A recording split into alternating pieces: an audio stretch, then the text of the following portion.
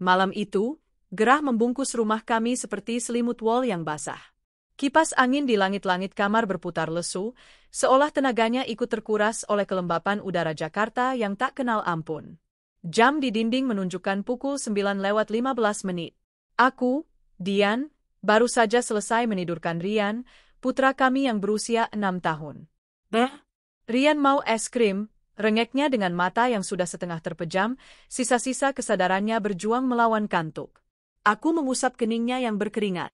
Sudah malam, sayang. Tokonya sudah mau tutup. Besok ya, Bunda janji. Mau es krim coklat? Gumamnya lagi, sebelum akhirnya benar-benar terlelap. Aku menarik selimut tipis sebatas dadanya, mencium pipinya yang tembam. Aroma bedak bayi dan keringatnya adalah candu yang membuatku bertahan dari segala kelelahan. Aku mematikan lampu kamar dan berjingkat keluar, menutup pintu pelan-pelan. Di ruang tengah, Bagas, suamiku, sedang duduk di sofa. Tapi dia tidak benar-benar duduk. Dia gelisah. Kakinya mengetuk-ngetuk lantai, matanya terpaku pada layar ponsel di tangannya. Dia bahkan tidak menoleh saat aku duduk di sampingnya. Rian sudah tidur, tanyanya, basa-basi. Matanya masih tak beralih dari layar yang berpendar itu. Sudah. Tadi minta es krim, jawabku sambil menyandarkan kepala ke sandaran sofa. Punggungku terasa kaku. Seharian ini aku mengejar deadline di kantor, dilanjutkan dengan memasak, menyuapi Rian, dan membereskan rumah. Sementara Bagas, dia ada. Secara fisik, dia ada. Sudah 3 bulan ini dia bekerja dari rumah, sebuah istilah halus yang dia gunakan setelah perusahaannya melakukan perampingan. Kenyataannya, dia lebih banyak menghabiskan waktu dengan ponselnya atau tidur siang, dengan alasan mencari peluang baru yang tak pernah kutahu wujudnya. Kasihan Rian, tiba-tiba Bagas berdiri. Gerakannya begitu cepat, seolah ada pegas yang baru saja terlepas di bawah duduknya. Masa minta es krim saja tidak dituruti? Aku menatapnya. Bagas, ini sudah jam 9 malam. Toko seberang? Belum tutup, kok, potongnya cepat. Tadi aku lihat lampunya masih nyala. Toko Pak Usman, kan tutup jam 10. Aku terdiam. Ada yang aneh. Sejak kapan dia begitu peduli pada keinginan Rian yang sepele di jam selarut ini? Sejak kapan dia hafal jam tutup toko Pak Usman? Aku belikan, ya. Kasihan dia, besok pagi bangun lihat ada es krim pasti senang, katanya lagi. Dia meraih dompetnya di atas meja TV dan kunci motor di gantungan dekat pintu. Nggak usah, Mas. Besok saja, cegahku pelan. Perasaanku mendadak tidak enak. Sebentar saja, Dian. Tokonya cuma di seberang jalan, kok, desaknya. Dia sudah mengenakan jaket denim kesayangannya. Jaket yang sama yang kupakai untuk memeluknya dari belakang saat kami masih pacaran dulu. Tapi malam ini, jaket itu beraroma berbeda. Ada semerbak wangi parfum wanita yang samar. Bukan wangi parfumku. Bukan juga wangi kolon yang biasa dia pakai. Jantungku berdesir. Kamu wangi sekali. Mau ke toko seberang atau mau kondangan? Tanyaku, mencoba setenang mungkin, meskipun nadaku mungkin terdengar lebih tajam dari yang kuinginkan. Bagas membeku sesaat. Dia membuang muka, pura-pura memeriksa saku jaketnya. Oh, ini, tadi siang ketemu klien di kafe. Mungkin ketempelan wangi orang, dalihnya. Klien. Kata ajaib yang selalu dia gunakan 3 bulan terakhir. Klien yang tak pernah menghasilkan rupiah sepeser pun. Ya sudah, kataku akhirnya, terlalu lelah untuk berdebat. Aku hanya ingin malam ini berakhir. Aku ingin tidur. Jangan lama-lama. Siap, Bu Bos, katanya dengan cengiran yang dibuat-buat. Beli es krim saja, kan? Nggak sampai 5 menit. Dia membuka pintu. Aku berangkat, ya. Bilang sama Rian, ayah beliin es krim. Aku hanya mengangguk. Kudengar suara pintu depan ditutup, diikuti oleh deru motor matiknya yang menjauh. 5 menit. Aku menunggu di ruang tengah. 5 menit berlalu. Aku mulai mencuci piring kotor di dapur. 10 menit. Suara motornya belum terdengar kembali. Toko Pak Usman hanya berjarak 100 meter, dipisahkan oleh satu jalan raya kompleks yang tidak terlalu ramai. 15 menit. Aku selesai mencuci piring dan mengelap meja makan. Aku kembali ke ruang tengah. Hening. Hanya suara lesu kipas angin dan detak jam dinding. 30 menit. Perasaanku yang tadi hanya tidak enak, kini mulai berubah menjadi cemas. Aku mengambil ponselku. Ku ketuk nomornya. Panggilan tersambung. Dering pertama, kedua, ketiga. Halo? Bukan suara Bagas. Itu suara operator. Nomor yang Anda tuju sedang tidak aktif atau berada di luar jangkauan. Sialan. Ponselnya dimatikan. Napasku mulai terasa berat. Untuk apa mematikan ponsel hanya untuk membeli es krim di seberang jalan? Pukul 10 malam. Toko Pak Usman pasti sudah tutup. Aku berjalan ke teras, membuka pintu depan. Jalanan sudah sepi. Lampu teras toko Pak Usman di seberang sana sudah padam. Gelap total. Dia tidak ada di sana. Dia tidak pernah ke sana. Aku kembali masuk ke dalam. Duduk di sofa yang sama tempat dia duduk tadi. Jaketnya, parfumnya, kegelisahannya, ponselnya yang dimatikan. Semua kepingan puzzle itu berhamburan di benakku dan perlahan mulai menyatu, membentuk sebuah gambaran yang sangat buruk. Pukul 11 malam. Aku masih di sana. Mataku menatap kosong ke arah pintu depan. Kemana dia? Kecelakaan? Tapi kenapa ponselnya mati? Diculik? Terlalu dramatis. Aku teringat sesuatu. iPad Rian. Kadang Bagas memakainya untuk bermain game saat ponselnya di-charge. Akun Google-nya masih tersambung di sana. Dengan tangan gemetar, aku mengambil iPad itu dari kamar Rian. Kubuka aplikasi Maps. Lini masa Anda? Jantungku serasa diremas. Riwayat lokasinya aktif. Dan titik biru yang menunjukkan lokasinya saat ini tidak berada di toko Pak Usman. Titik itu berada di sebuah kawasan apartemen di Jakarta Selatan, berjarak 45 menit perjalanan dari rumah kami. Kawasan yang sama tempat Rani tinggal. Rani. Nama yang pernah kutemukan secara tidak sengaja di riwayat pencarian laptopnya sebulan lalu. Nama yang diiringi dengan pencarian akun Instagram, Facebook, dan LinkedIn. Nama yang membuatku gelisah berhari-hari, tapi selalu kutepis dengan pikiran positif. Mungkin rekan kerja, kataku pada diriku sendiri. Mungkin klien, begitu batinku menenangkan. Malam ini, pikiran positif itu hancur berkeping-keping. Titik biru itu diam di satu lokasi. Sebuah gedung apartemen. Sudah sejak pukul 9:30 tadi. Dia berbohong. Dia tidak pergi membeli es krim untuk Rian. Dia pergi menemui perempuan itu.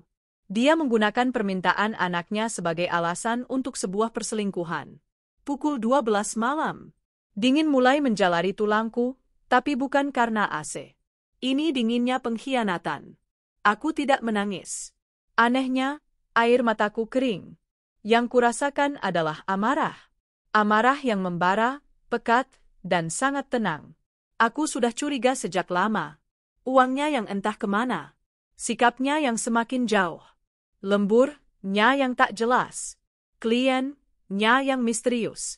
Dan puncaknya, 3 bulan ini, saat dia kehilangan pekerjaan tetapnya, dia tidak menjadi lebih dekat dengan keluarga, dia malah semakin sibuk dengan dunianya yang rahasia.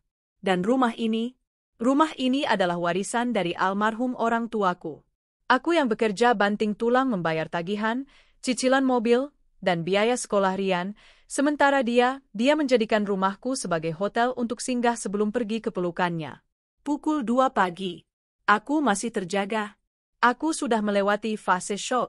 Aku sudah memasuki fase perencanaan. Otakku bekerja dengan jernih, lebih jernih dari kapanpun. Dia tidak hanya berbohong. Dia bermalam di sana. Dia tidak hanya mengkhianatiku, dia mengkhianati putranya. Dia menggunakan Rian.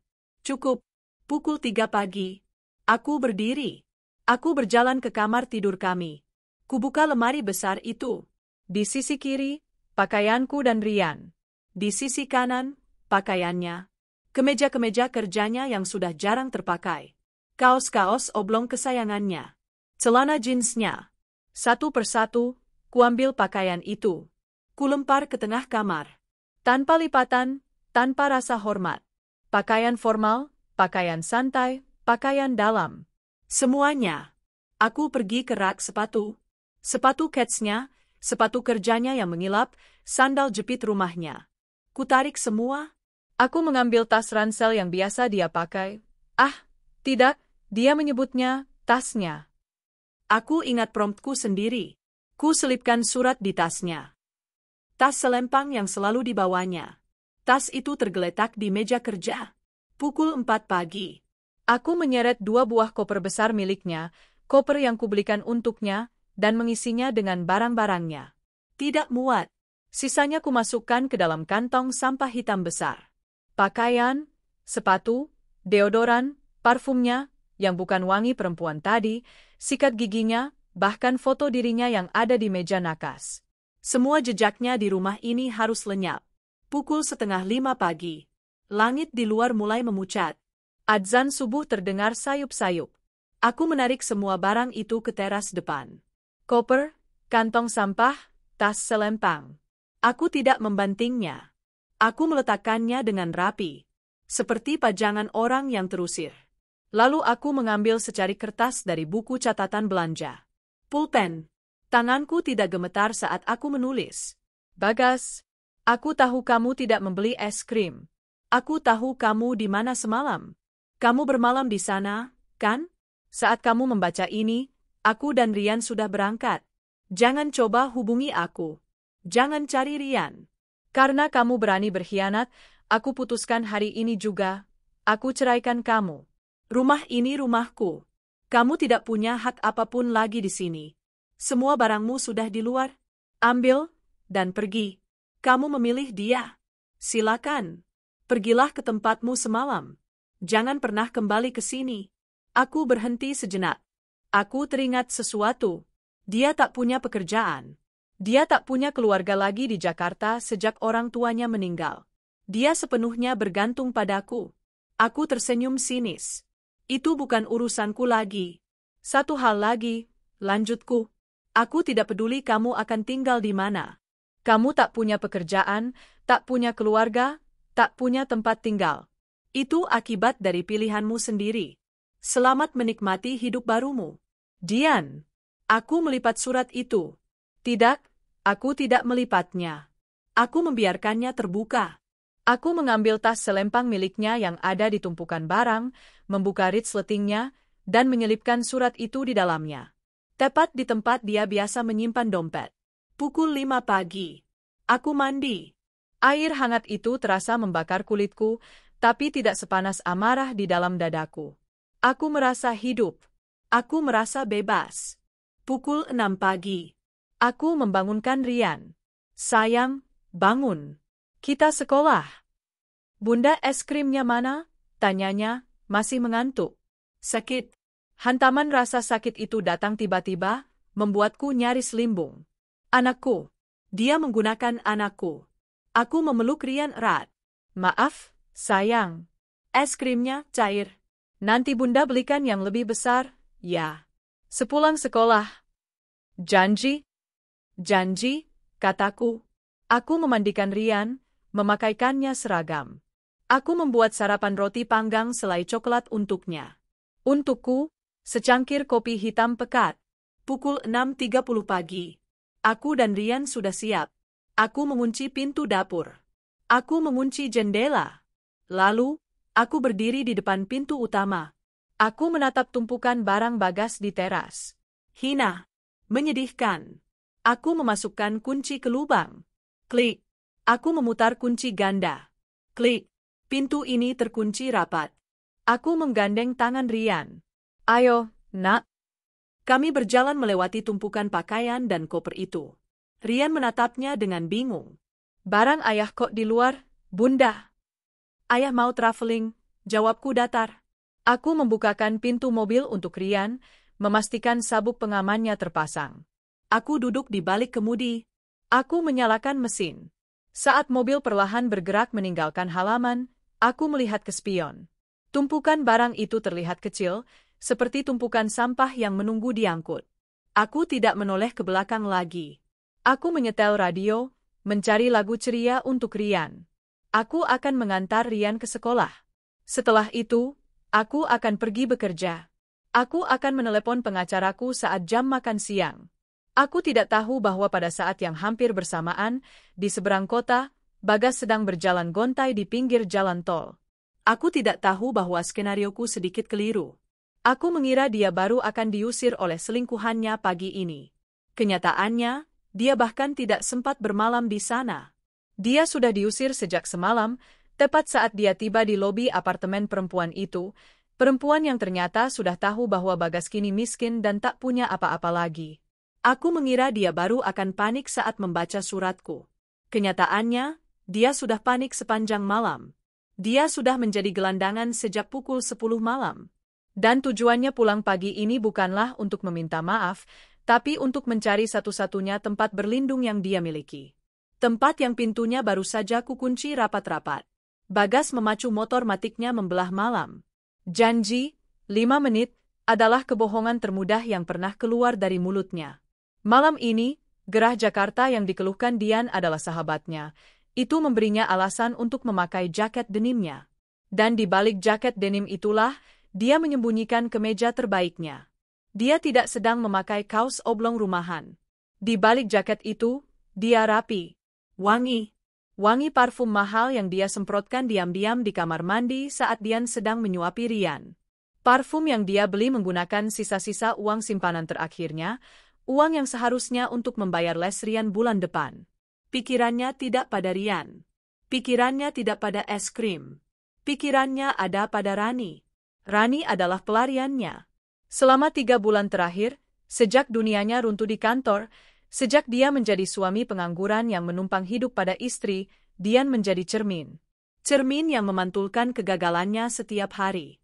Cara Dian bekerja, cara Dian membayar tagihan, cara Dian mengurus Rian, semua itu adalah tamparan bisu yang mengingatkannya bahwa dia, Bagas, tidak lagi berguna. Tapi Rani berbeda. Di mata Rani, dia masih Bagas yang dulu. Bagas sang project manager yang sukses, yang mapan, yang bisa mentraktirnya makan malam mewah di rooftop bar dan membelikannya tas-tas kecil yang lucu. Tentu saja, Rani tidak tahu dia sudah dipecat. Bagas telah memainkan sandiwara ini dengan sangat hati-hati. Kerja dari rumah, katanya pada Rani, sama seperti yang dikatakannya pada Dian. Lagi urus proyek remote, dalihnya. Uang tabungannya dia kuras sedikit demi sedikit untuk mempertahankan ilusi kemapanan itu. Malam ini adalah puncaknya. Rani sudah mengirim pesan sejak sore. Aku kangen, tulisnya, diakhiri dengan emoji cium. Apartemenku sepi. Kamu nggak kesini? Bagas tahu dia tidak bisa pergi. Dian ada di rumah. Tapi kemudian, Rian merengek. Rian mau es krim. Itu dia. Sebuah ilham. Sebuah alibi yang sempurna, disodorkan oleh putranya sendiri. Rasa bersalah menusuknya sepersekian detik. Dia menggunakan Rian. Tapi perasaan itu segera dia tepis. Dian yang salah. Jika saja Dian tidak membuatnya merasa seperti pecundang, dia tidak perlu mencari pengakuan di tempat lain. Ini semua salah Dian. 45 menit kemudian, dia tiba di lobi apartemen mewah di Jakarta Selatan. Menara kembar yang menjulang angkuh. Dia memarkir motor matiknya di area parkir basement, di antara mobil-mobil mewah yang mengilap, merasa seperti tikus yang menyelinap ke istana. Dia merapikan kemejanya, menyisir rambutnya dengan jari, dan menyemprotkan mood spray. Dia harus sempurna. Dia menelepon Rani dari intercom lobi. Sayang, aku di bawah. Naik aja, Mas. Lantai 22. Unit 2207. Suara manja Rani terdengar dari speaker. Hatinya berdebar. Lift berdinding kaca membawanya naik. Pemandangan kota yang gemerlap terbentang di bawahnya. Inilah hidup yang seharusnya dia miliki. Bukan rumah sempit di pinggiran kota dengan istri yang terlalu sibuk bekerja. Dia tiba di depan pintu unit 2207. Pintu kayu solid yang berat. Dia mengetuk pelan. Pintu terbuka. Rani berdiri di sana. Cantik, seperti biasa. Rambut panjangnya tergerai, dan dia mengenakan lingerie sutra tipis berwarna merah marun. Harusnya ini adalah sambutan yang panas. Tapi wajah Rani dingin. Masuk, katanya singkat. Nadanya datar. Bagas melangkah masuk. Apartemen itu wangi diffuser beraroma vanila. Tapi udara di dalamnya terasa beku. Kamu? Bagas baru saja akan memeluknya, tapi Rani melangkah mundur. Duduk, perintahnya, menunjuk ke sofa beludru abu-abu. Bagas menurut, bingung. Ada apa, sayang? Katanya kangen. Rani tidak duduk. Dia berdiri melipat tangan di depan dada. Lingerie itu tidak lagi terlihat menggoda, tapi seperti baju zirah. Kamu bohong sama aku, Bagas, desis Rani. Darah Bagas serasa surut dari wajahnya. Bohong apa? Aku nggak ngerti. Jangan pura-pura, bentak Rani. Kamu dipecat. Sudah 3 bulan. Bagas terdiam. Kaku. Bagaimana dia tahu? Aku ketemu Siska tadi siang, lanjut Rani, menyebut nama rekan kerja lama Bagas. Kita makan siang bareng. Dia cerita, kantor lagi susah, ada perampingan besar-besaran. Dan dia sebut nama kamu. Kasihan ya Bagas, kena juga. Bagas tidak bisa bernapas. Kamu pengangguran, tuduh Rani, suaranya naik 1 oktav. Selama ini kamu bohongin aku. Makan malam mahal, hadiah-hadiah kecil itu, kamu pakai uang pesangon? Atau jangan-jangan kamu minta dari istrimu? Rani, aku bisa jelaskan. Bagas berdiri, mencoba meraih tangan Rani. Jelaskan apa? Rani menepis tangannya kasar. Jelaskan kalau kamu itu pecundang. Kamu datang ke sini, pakai kemeja bagus, wangi-wangian, padahal kamu itu miskin. Kamu nggak punya apa-apa.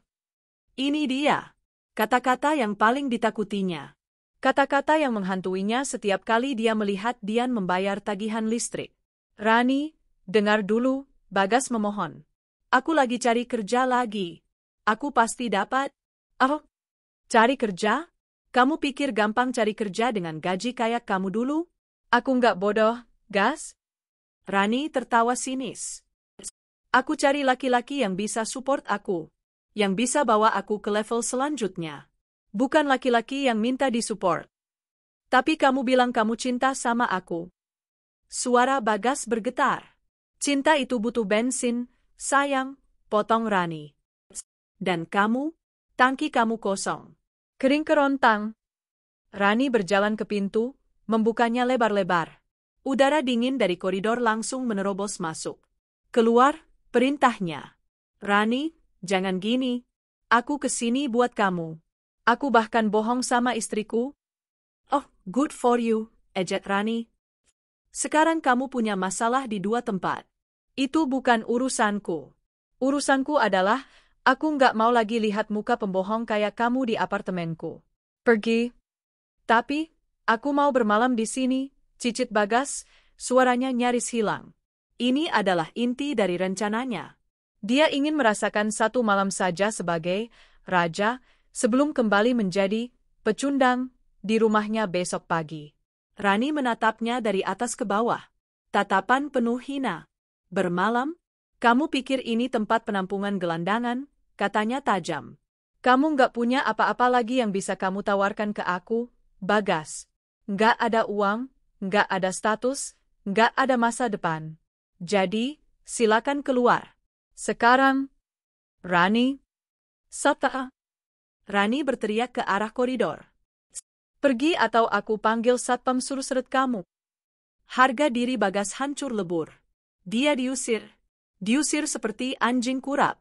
Dengan langkah gontai, dia berjalan keluar dari unit 2207. Pintu itu langsung dibanting tertutup di belakang punggungnya.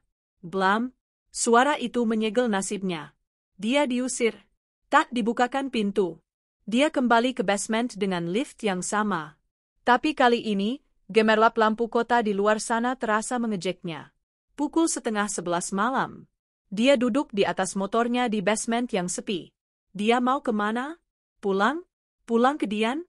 Sekarang? Apa yang akan dia katakan? Aku bohong, Dian. Aku nggak beli es krim. Aku ke tempat selingkuhanku, tapi aku diusir karena aku miskin. Tidak. Dia tidak bisa. Dia tidak sanggup melihat tatapan mata Dian. Dia menyalakan motornya. Dia harus pergi kemana saja. Dia mengendarai motornya tanpa tujuan. Jalanan Jakarta yang mulai lengang menjadi saksi bisu kehancurannya. Dia mematikan ponselnya. Dia tidak mau ada yang bisa melacaknya. Dia hanya ingin menghilang. Dia berhenti di sebuah warung kopi 24 jam di pinggir jalan. Memesan segelas kopi hitam.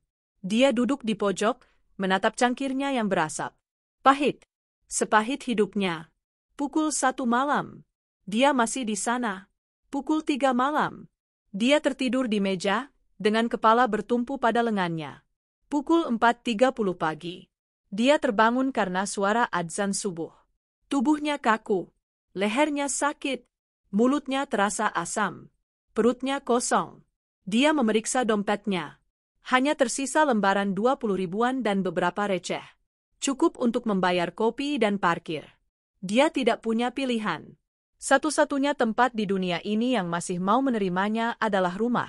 Rumah Dian. Dia akan pulang. Dia akan merendahkan dirinya. Dia akan mencium kaki Dian jika perlu. Dia akan meminta maaf. Dia akan berjanji apa saja. Dia akan mengaku. Tidak. Dia tidak akan mengaku. Dia akan membuat cerita. Dia akan bilang dia dirampok. Yah, dia dirampok. Dompetnya diambil, tapi motornya ditinggal. Dia syok, jadi dia menenangkan diri di masjid. Itu cerita yang bagus. Dengan sisa-sisa tenaga, dia mengendarai motornya pulang. Langit pucat di ufuk timur tidak memberinya harapan, hanya rasa dingin yang menusuk tulang. Pukul 6.30 pagi. Dia tiba di jalan kompleks rumahnya. Dia melihat dari kejauhan. Mobil Dian sudah tidak ada di garasi. Bagus. Bagas tidak menoleh. Dia memutar gas, dan motornya melaju terhuyung-huyung karena beban yang tidak seimbang. Dia pergi, meninggalkan rumah itu, meninggalkan tatapan menghina Buwati, meninggalkan 8 tahun hidupnya yang kini terbungkus dalam 2 koper dan 1 surat cerai. Begitu dia berbelok di ujung jalan, kepanikan yang sesungguhnya melanda. Aku diusir. Aku benar-benar diusir. Dia menepikan motornya di bawah pohon rindang, jauh dari kompleks. Tangannya kembali merogoh saku. Ponsel. Dia harus menelepon Dian. Dia harus bicara. Ini salah paham. Dia menekan nomor Dian. Tut. Panggilan itu langsung ditolak. Sibuk. Dia menelepon lagi. Ditolak. Lagi. Ditolak. 10 kali berturut-turut. Panggilan ke-11 langsung masuk ke kotak suara. Dia diblokir. Napasnya sesak. Oke, WhatsApp. Dia membuka WhatsApp. Dia mengetik dengan panik, mengabaikan segala logika, dan kembali pada kebohongan pertamanya. Dian, angkat teleponku. Aku bisa jelasin. Semalam aku dirampok. Dompetku diambil, aku syok, aku ketiduran di masjid. Kenapa kamu ngunci aku di luar? Kirim. Centang 1. Abu-abu. Dia menunggu. 1 menit. 5 menit. Tetap centang 1. Dia diblokir di WhatsApp juga. Sialan. Sialan, teriaknya di dalam helm.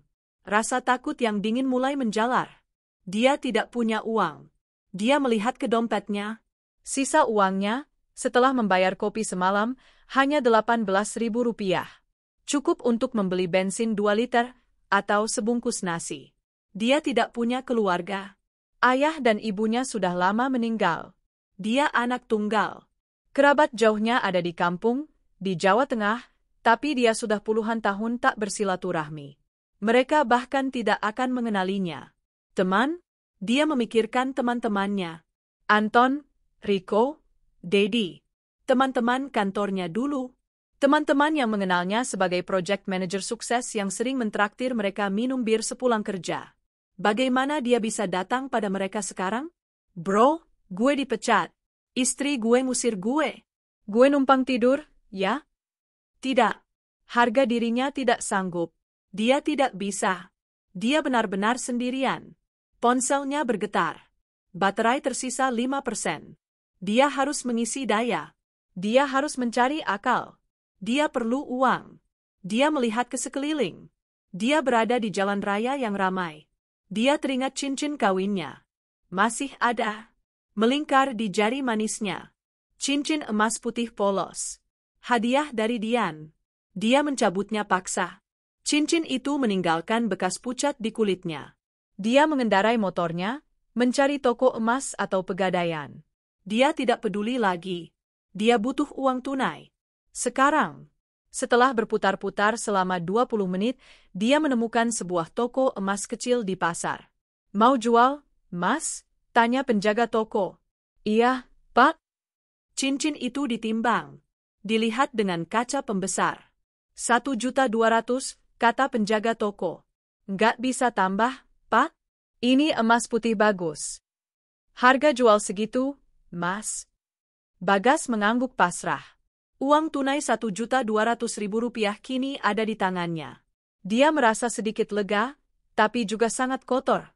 Dia baru saja menjual satu-satunya ikatan fisik yang tersisa antara dia dan Dian. Sementara itu, di sebuah gedung perkantoran di Jalan Sudirman, Dian sedang duduk di mejanya. Pukul 10 pagi. Di layar komputernya terbuka sebuah spreadsheet anggaran. Tapi dia tidak sedang melihat angka.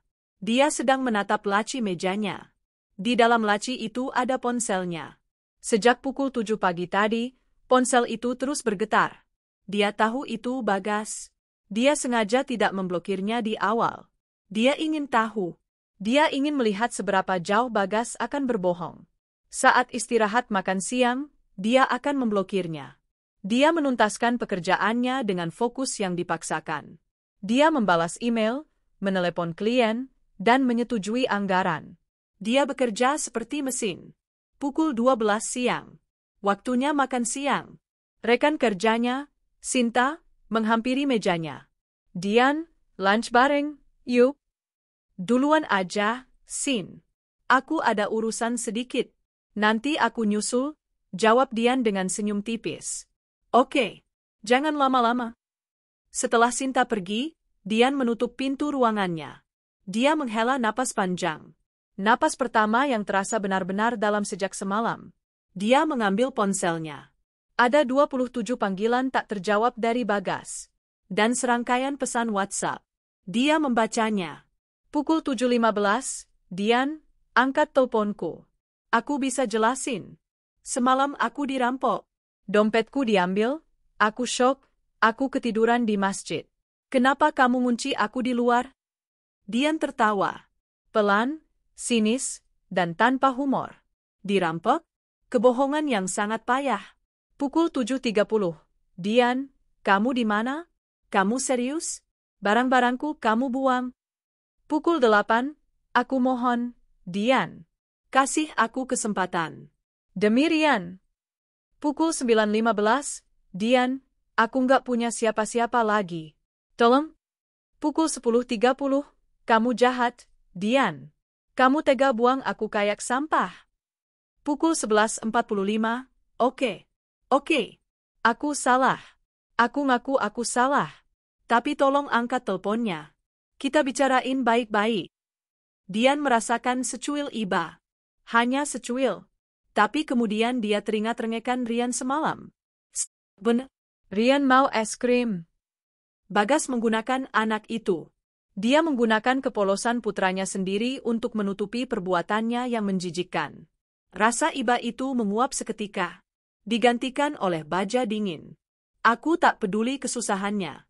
Dia menekan tombol, blokir kontak. Selesai. Lalu, dia menekan nomor lain. Pengacaranya. Halo, selamat siang, Pak Haris, sapa Dian. Suaranya tenang dan profesional, seolah sedang memesan makan siang, bukan menghancurkan pernikahan. Siang, Bu Dian. Ada apa? Saya mau finalisasi gugatan cerai saya, Pak. Tolong masukkan berkasnya hari ini juga. Ada jeda sejenak di seberang sana. Hari ini? Ibu yakin? Bukankah kita sepakat untuk mediasi dulu? Sudah tidak ada yang perlu dimediasi, Pak, jawab Dian. Suami saya melakukan perzinahan. Tadi malam. Saya punya buktinya. Riwayat lokasi GPS-nya. Ah, baik. Suara Pak Haris berubah menjadi serius. Jika begitu, ini akan mempercepat proses. Saya akan siapkan berkasnya. Terima kasih, Pak. Tolong urus secepatnya. Saya tidak mau menunda 1 hari pun. Dian menutup telepon. Dia merasa lega. Dia merasa kuat. Dia membuka kotak makan siangnya. Hari ini dia membawa bekal nasi goreng buatannya sendiri. Dia harus hemat. Mulai hari ini, dia adalah orang tua tunggal. Di sisi lain kota, Bagas sedang duduk di warteg. Uang hasil menjual cincin terasa panas di sakunya. Dia memesan nasi, tempe orek, dan telur dadar. Ini adalah makanan pertamanya sejak kemarin siang. Dia makan dengan lahap, seperti orang yang tidak makan berhari-hari. Selesai makan, dia membayar. Uangnya kini tersisa 1.180.000. Dia keluar dari warteg. Matahari sudah tinggi, panasnya menyengat. Dia duduk di atas motornya di parkiran warteg. Kedua koper itu masih setia di tempatnya. Dia harus mencari tempat tinggal. Dia tidak mungkin tidur di jalan. Dia bukan gelandangan. Tapi kamu gelandangan, sebuah suara di kepalanya mengejek. Dia membuka aplikasi pencarian kos-kosan. Kosan murah. Di Jakarta, dia menemukan beberapa pilihan di area pinggiran. Kamar-kamar sempit seharga 600.000 sebulan. Tanpa AC, kamar mandi luar. Dia mengendarai motornya ke salah satu alamat. Sebuah gang sempit. Bangunan 2 lantai yang kusam. Masih ada kamar kosong, Bu? Tanyanya pada ibu pemilik kos. Ada, Mas. Di lantai 2. Kamar mandi luar, ya. Sebulan 600.000. Bayar di depan, kata ibu itu, menatap Bagas dan 2 kopernya dengan curiga. Bagas membayar. Uangnya langsung berkurang drastis. Dia mengangkat koper-kopernya menaiki tangga sempit. Kamar itu berukuran 2x3 meter. Pengap. Hanya ada kasur busa tipis di lantai dan 1 kipas angin kecil yang berdebu. Dia meletakkan kopernya. Menutup pintu. Menguncinya. Dan untuk pertama kalinya hari itu, dia sendirian. Dia duduk di pinggir kasur. Keheningan kamar sempit itu menelan semua suaranya. Tidak ada Rian yang tertawa. Tidak ada Dian yang mengomel. Hanya dia dan kegagalannya. Dia mencoba menyalakan ponselnya, yang tadi sempat dia isi dayanya sebentar di warteg. Dia membuka WhatsApp. Pesannya untuk Dian masih centang 1. Dia mencoba membuka Instagram Rani. Akunnya sudah tidak ada. Dia sudah diblokir di sana juga. Dia diusir oleh Dian karena berkhianat. Dia diusir oleh Rani karena miskin. Dia tidak punya siapa-siapa. Dia tidak punya apa-apa. Dia menatap dinding kusam di depannya. Uangnya hanya tersisa 500 ribuan. Cukup untuk makan 2 minggu, kalau dia sangat hemat. Setelah itu, dia harus mencari kerja. Tapi apa? Ijazahnya ada di rumah Dian. Laptopnya? Sial, laptopnya juga ada di rumah Dian. Semua portofolio kerjanya ada di sana. Dia tidak bisa melamar sebagai project manager tanpa laptop dan portofolio.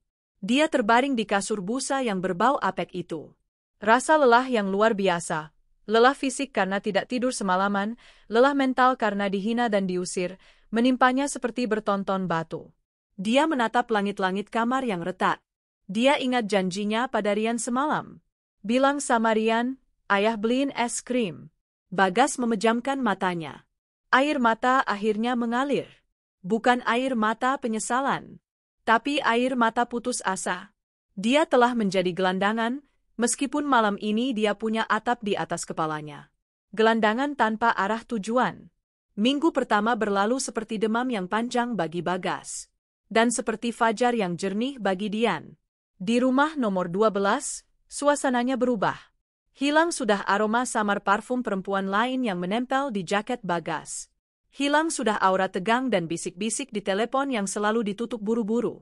Yang tersisa adalah wangi roti panggang di pagi hari dan suara tawa Rian yang mengisi ruang kosong. Bunda, ayah travelingnya lama banget, kata Rian suatu pagi di meja makan. Kakinya berayun-ayun di bawah kursi. Kok enggak pulang-pulang? Dian, yang sedang mengoleskan selai stroberi ke roti putranya, berhenti sejenak. Tangannya yang memegang pisau selai tidak goyah. Dia sudah menyiapkan jawaban ini. Sayang, dengar Bunda, Dian berlutut agar matanya sejajar dengan mata Rian. Ayah sama Bunda sekarang temenan aja. Kayak teman sekolah Rian, ada yang papanya rumahnya beda, kan? Rian memiringkan kepalanya. Kenapa rumahnya beda? Karena ayah punya petualangan sendiri, dan Bunda sama Rian punya petualangan sendiri.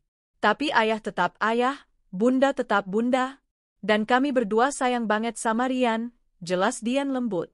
Jadi ayah nggak pulang ke sini lagi. Sebuah tusukan kecil terasa di hati Dian. Untuk sekarang, ayah tinggal di tempat lain dulu, ya. Nggak apa-apa, ada bunda. Kita bakal seru-seruan berdua. Oke, kata Rian, lalu kembali fokus pada rotinya. Bunda, nanti sore kita ke taman, ya? Bawa bola. Dian tersenyum. Pasti, sayang. Anak-anak luar biasa adaptif. Dunia Rian berpusat padanya, pada rutinitasnya, pada cintanya. Dan Dian bersumpah tidak akan membiarkan apapun merusak dunia kecil itu. Di kantor, Dian menjadi lebih bersinar. Tanpa beban pikiran di rumah, tanpa harus mengkhawatirkan suami yang berbohong, energinya terfokus penuh pada pekerjaan. Dian, presentasi kamu soal anggaran kuartal depan itu brilian, puji atasannya dalam rapat pagi. Cara kamu mengalokasikan ulang dana dari proyek yang stuck itu jenius. Saya setuju, kita jalankan. Dian mengangguk profesional. Terima kasih, Pak. Sepulang kerja, dia benar-benar pulang. Dia menjemput Rian, mereka mampir ke taman, bermain kejar-kejaran sampai keringat membanjiri kaos mereka. Mereka mampir membeli es krim coklat, es krim yang sesungguhnya. Saat Rian tertidur malam itu, memeluk boneka dinosaurusnya, Dian duduk di sofa. Dia baru saja selesai menelepon Pak Haris, pengacaranya. Sudah saya daftarkan ke pengadilan agama, Bu Dian, lapor Pak Haris. Surat panggilan sidang pertama akan dikirimkan ke alamat ibu, dan ke alamat KTP suami ibu. Alamat KTP dia masih di rumah saya, Pak, kata Dian. Tidak masalah. Nanti akan ada prosesnya jika dia tidak hadir. Yang penting, prosesnya sudah berjalan. Bukti chat dan riwayat lokasi dari ibu sudah lebih dari cukup. Terima kasih, Pak. Dian menutup telepon. Dia merasa damai. Tiba-tiba, ponselnya bergetar. Sebuah pesan WhatsApp dari nomor yang tidak dikenal. Nomor asing, Dian, ini aku, Bagas. Aku pinjam HP tukang rokok. Tolong, Dian. Aku salah. Aku ngaku aku salah. Aku udah diusir dari apartemen itu malam itu juga. Aku nggak punya apa-apa. Uangku habis. Tolong kasih aku kesempatan. Aku nggak mau jadi kuli bangunan atau gelandangan. Kasih aku laptopku aja. Aku perlu cari kerja. Demi Rian, Dian, tolong. Dian membaca pesan itu. Setiap kata. Aku nggak mau jadi kuli bangunan atau gelandangan. Dia mencium aroma kepanikan dari seberang layar. Aroma keputusasaan. Dia teringat malam itu. Dia teringat bagaimana Bagas dengan entengnya menggunakan Rian sebagai alibi. Dia teringat wangi parfum murahan di jaket denim suaminya. Dian menekan lama pesan itu. Opsi muncul. Blokir. Dia menekannya. Laporkan dan blokir. Klik. Aku tak peduli kesusahannya. Itu bukan lagi amarah, itu adalah fakta. Dia sudah memotong tali itu. Apa yang terjadi pada Bagas sekarang adalah murni konsekuensi dari tindakannya sendiri. Dia berbalik, melihat Rian yang tidur pulas, dan mematikan lampu. Bagi Bagas, minggu pertama adalah neraka yang berputar lambat. Kamar kos 2x3 meter itu menjadi penjara. Rp600.000 menguap di hari pertama untuk sewa. Uang hasil menjual cincin kawinnya, Rp1.200.000, kini hanya tersisa Rp600.000. Itu harus cukup untuk sebulan. Hari pertama dan kedua, dia habiskan untuk tidur. Dia tidur untuk melarikan diri. Saat bangun, dia diserang oleh bau pengap kamar, suara berisik dari kamar sebelah, dan rasa lapar yang melilit. Hari ketiga, dia menyusun rencana. Dia tidak boleh menyerah. Dia masih Bagas, sang project manager. Ini hanya kemunduran sementara. Dia mengambil sisa uangnya. Dia harus ke warung internet. Warnet. Dia berjalan kaki 1 kilometer ke warnet terdekat. Dia tidak mau menghabiskan bensin di motornya. Motor itu adalah satu-satunya aset berharga yang dia miliki. Di warnet yang biliknya berbau rokok dan keringat, dia duduk di depan komputer lamban. Dia membuka LinkedIn. Dia membuka job street. Dia mulai melamar. Project Manager. Senior Supervisor. Tapi ada masalah. Semua lamaran meminta CV dan portofolio. CV-nya, ijazahnya, sertifikat-sertifikatnya semua ada di laptopnya. Laptop yang ada di rumah Dian. Dia mencoba membuat CV baru dari nol, dari ingatan. Tapi hasilnya menyedihkan. Kosong. Polos. Tidak ada desain yang profesional. Dia mengirimkan CV seadanya itu ke 10 perusahaan. Hari keempat, dia kembali ke warnet. Tidak ada balasan. Hari kelima, tidak ada balasan. Dia mulai putus asa. Dia beralih ke teman-temannya. Dia membeli kartu SIM baru seharga Rp10.000. Uangnya semakin menipis. Dia menelepon Anton, teman lamanya. Ton, halo, bro. Ini gue, Bagas, katanya, mencoba terdengar ceria. Bagas, gila lo, kemana aja? Di telepon kantor lama nggak diangkat. Lo utang penjelasan sama HRD soal serah terima proyek, tahu? Bagas terdiam. Gue lagi ada masalah, Ton. Laptop gue hilang. Data kerjaan hilang semua. Waduh, serius lo? Terus gimana? Ini, gue lagi cari kerjaan lagi, nih. Di tempat lo ada lowongan nggak? Apa aja deh, supervisor? Terdengar helaan napas di seberang. Aduh, gas. Susah, bro. Jujur, ya. Track record lo di kantor lama, kurang bagus. Gosipnya lo dipecat, kan? Bukan resign baik-baik. Lidah Bagas keluh. Siapa yang bilang? Semua orang tahu, gas. Maaf, bro. Gue nggak bisa bantu kalau posisinya manajerial. Susah jual nama lo. Klik. Telepon ditutup. Dia mencoba menelepon Riko. Tidak diangkat. Dia mengirim pesan ke Dedi. Hanya dibaca. Jaringan profesionalnya, yang dia bangun dengan traktiran kopi dan bir selama bertahun-tahun, menguap begitu saja saat dia jatuh. Minggu kedua, uang tersisa Rp200.000. Dia sudah 2 minggu tidak makan nasi dengan lauk layak. Sarapannya 3 buah gorengan. Makan siang dan malam digabung, 1 bungkus mie instan. Dia menghemat gas di motornya seperti menghemat air di gurun pasir. Perutnya perih terus-menerus. Tubuhnya yang dulu tegap mulai terasa ringan. Kepalanya sering pusing. Minggu ketiga. Uang tersisa Rp50.000. Dia belum membayar tagihan warnet selama 2 hari. Dia berutang di warteg dekat kosan. Mas Bagas, kapan dibayar utangnya? Tanya si ibu warteg. Besok, Bu. Pasti.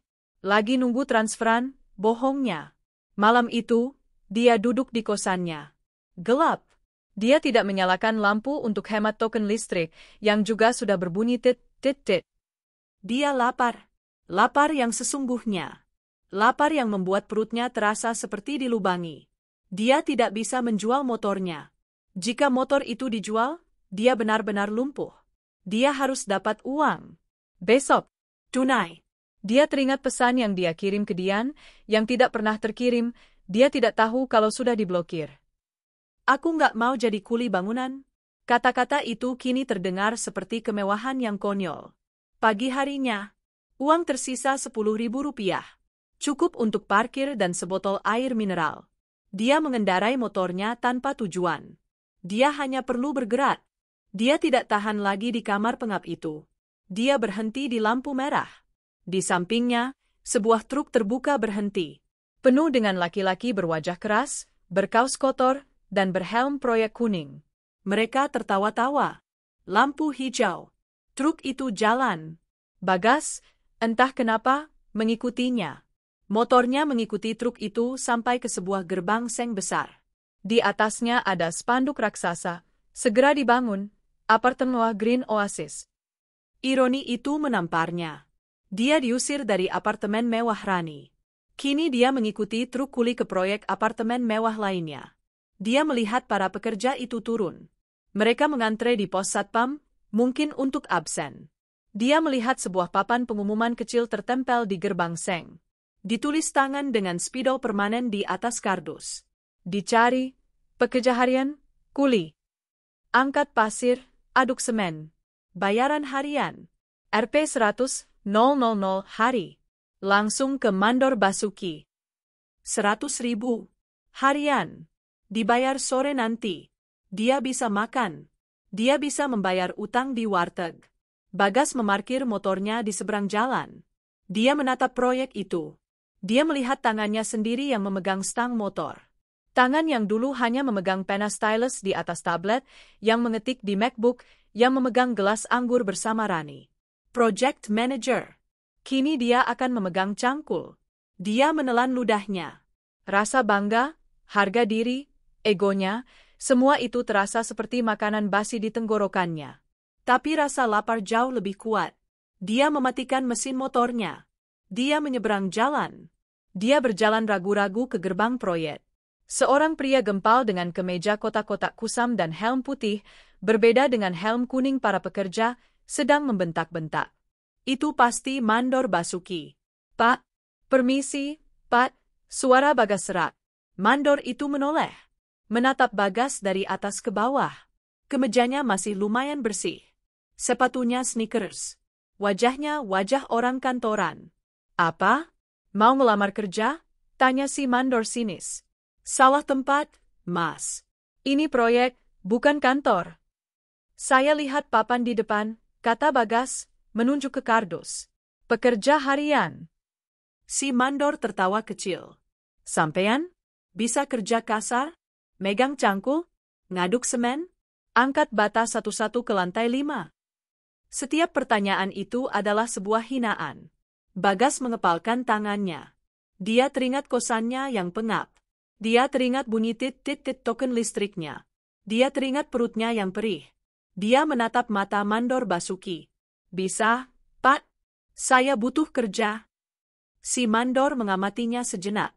Banyak yang ngomong butuh. Tapi baru setengah hari udah kabur. Ya udah, terserah. Ambil helm kuning itu di pos. Ambil cangkul di sana. Ikut si Udin, ngaduk semen di batch 3. Bayarannya? 100.000. Dibayar jam 5 sore nanti. Kalau kamu kabur sebelum jam 5, kamu nggak dapat apa-apa. Ngerti? Ngerti, Pak? Bagas berjalan ke pos, mengambil helm kuning yang longgar dan berbau keringat. Dia mengambil cangkul.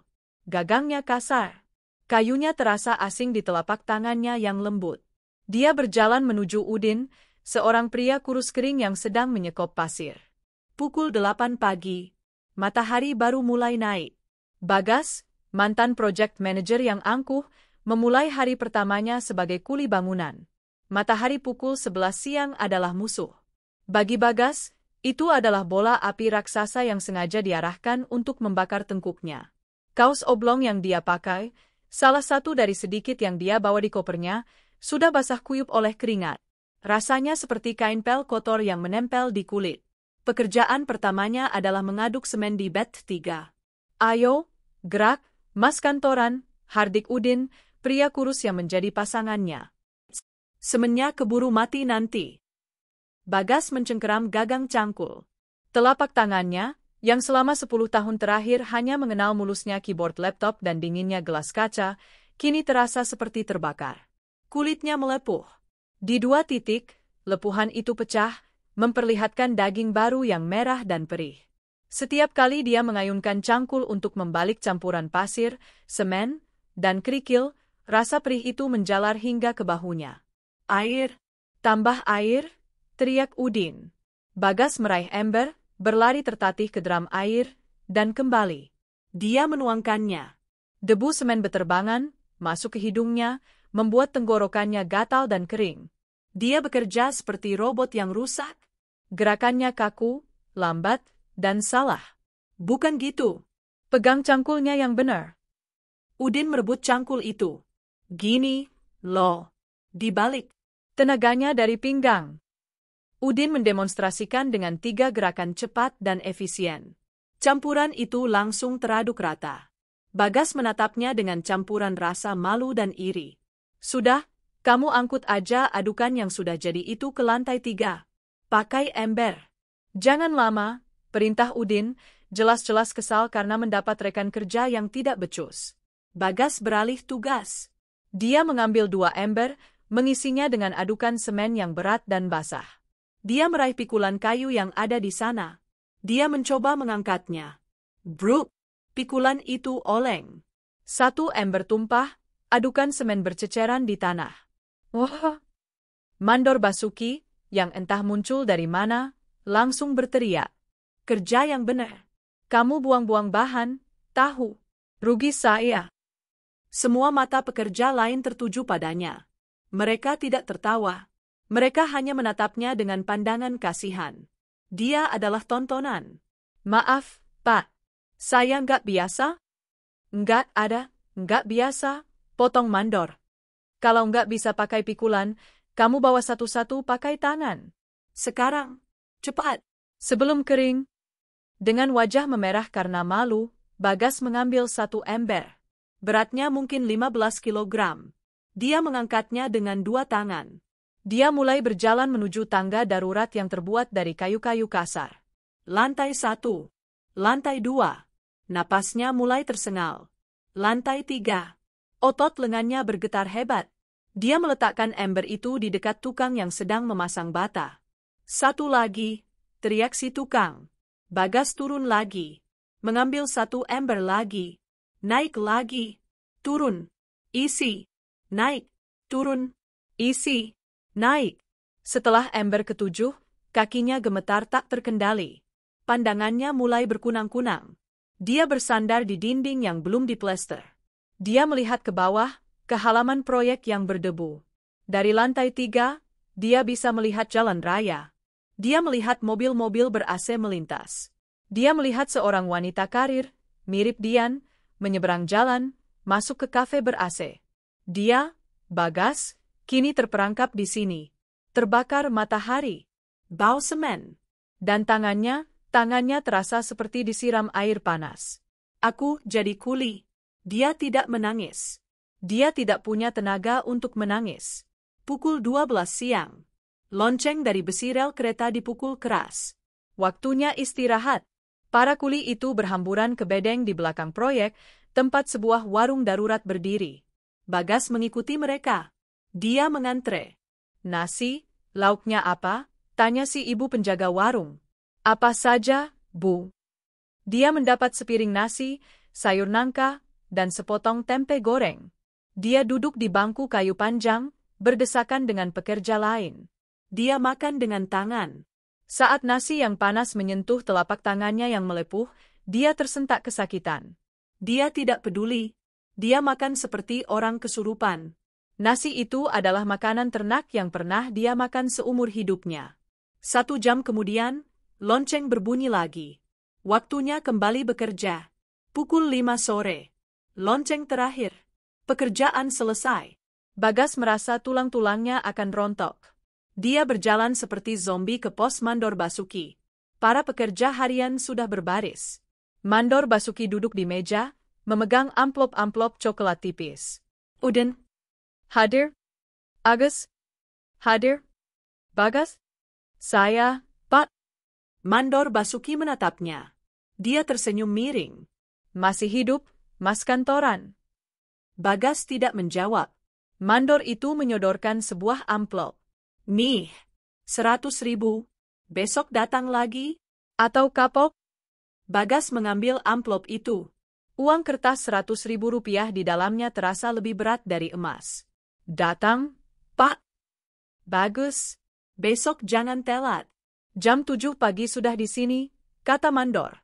Bagas berjalan gontai ke tempatnya memarkir motor. Dia membuka amplop itu. Dia menatap lembaran uang itu. Sehari penuh dia disiksa, dibentak, dan dihina untuk ini.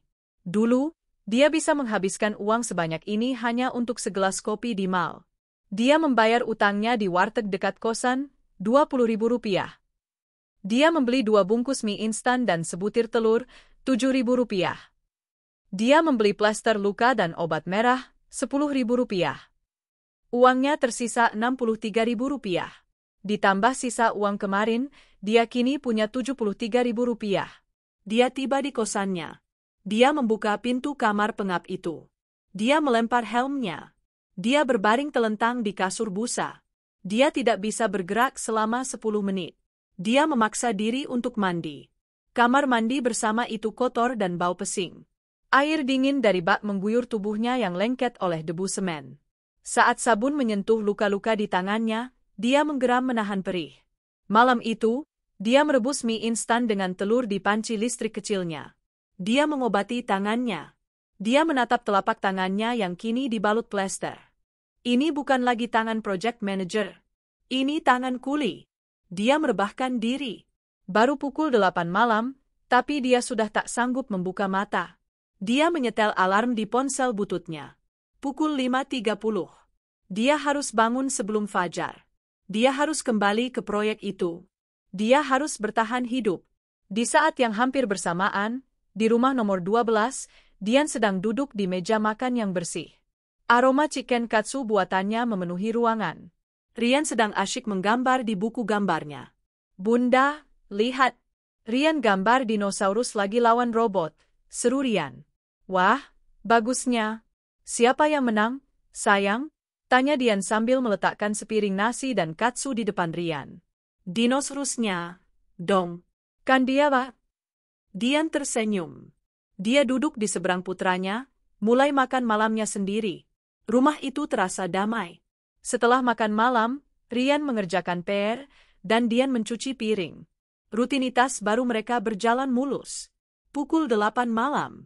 Waktu Rian bersiap tidur. Saat Dian sedang menyelimuti Rian, bel rumah berbunyi. Dian mengernyit. Siapa yang bertamu semalam ini? Dia berjalan ke depan. Melalui interkom, dia melihat seorang pria berseragam kurir. Malam, Bu. Dengan Ibu Dian? Iya, saya sendiri. Ada surat tercatat dari Pengadilan Agama Jakarta Selatan. Mohon tanda tangan di sini. Jantung Dian berdebar sedikit. Ini dia. Dia menandatangani bukti terima dan mengambil 2 amplop coklat besar. Satu beralamat untuknya. Satu lagi, beralamat untuk Bagas Pratama, di alamat yang sama. Dia menutup pintu. Dia kembali ke ruang tengah. Rian sudah setengah terlelap di kamarnya. Dian duduk di sofa. Dia membuka amplop yang ditujukan untuknya. Surat panggilan sidang, relas, nomor perkara, XXXG 2025 TJS. Panggilan untuk menghadiri sidang perceraian pertama. 2 minggu dari sekarang. Dia menatap surat itu. Dia tidak merasa sedih. Dia tidak merasa marah. Dia merasa lega. Ini adalah langkah konkret. Ini adalah bukti bahwa dia bergerak maju. Dia mengambil amplop kedua, yang ditujukan untuk Bagas. Dia tahu Bagas tidak akan pernah menerimanya. Surat ini akan kembali ke pengadilan. Prosesnya akan terus berjalan tanpa dia. Verstadt. Dia meletakkan kedua amplop itu di meja. Dia menatap telapak tangannya sendiri. Tangan yang lembut. Tangan yang hari ini menandatangani dokumen anggaran bernilai miliaran rupiah di kantor. Tangan yang mengoleskan selai untuk sarapan Rian. Tangan yang menggandeng putranya di taman. Tangan yang baru saja menerima surat pembebasannya. 2 orang. 2 telapak tangan. 2 nasib yang kini terpisah sejauh langit dan bumi. Dian mematikan lampu ruang tengah. Dia masuk ke kamarnya, mengecek Rian sekali lagi, lalu merebahkan diri di kasur empuknya yang wangi. Dia tertidur dalam hitungan menit, damai dan aman di dalam rumahnya. Sementara di seberang kota, Bagas menggigil di kasur apeknya, memimpikan adukan semen yang tumpah dan telapak tangan yang terbakar. 6 minggu telah berlalu. 2 musim di 2 dunia yang berbeda. Bagi Dian, itu adalah musim semi. Rumah nomor 12 telah menemukan ritmenya yang baru. Pagi hari tidak lagi diisi dengan ketegangan, melainkan dengan daftar putar lagu-lagu ceria yang diputar Dian sambil membuat sarapan. Rian sudah tidak pernah lagi bertanya kapan ayahnya pulang traveling. Dunia kecilnya yang aman telah pulih, berpusat pada bunda, sekolah, dan mainan dinosaurusnya. Dian sendiri merasa seperti baru saja keluar dari ruangan yang pengap. Di kantor, promosinya sudah di depan mata. Di rumah, dia menemukan kemandirian yang tidak dia sadari dia miliki. Suatu malam, keran di wastafel cuci piring bocor hebat. Dulu, dia akan panik dan menelepon Bagas, yang mungkin akan mengeluh sebelum memanggil tukang. Sekarang, Dian membuka YouTube. Dia menonton 3 video tutorial, Cara mengganti sil karet keran. Dia mengambil kotak peralatan peninggalan ayahnya. 30 menit kemudian, dengan tangan yang sedikit kotor oleh gemuk, keran itu berhenti bocor. Dia menatap tangannya. Dia tersenyum. Dia bisa melakukan semuanya sendiri. Hari itu, dia mengambil cuti. Ini bukan hari libur. Ini adalah hari sidang perceraian pertamanya. Dia berdiri di depan cermin. Dia tidak memakai baju duka. Dia mengenakan blus batik sutra terbaiknya dan celana bahan yang rapi. Riasannya tipis namun tegas. Dia terlihat seperti seorang wanita yang akan memenangkan sebuah tender proyek besar, bukan seperti seorang istri yang patah hati. Dia telah mengantar Rian ke sekolah. Bunda, hari ini ada urusan penting. Nanti Rian dijemput Tante Sinta, ya, katanya. Bunda.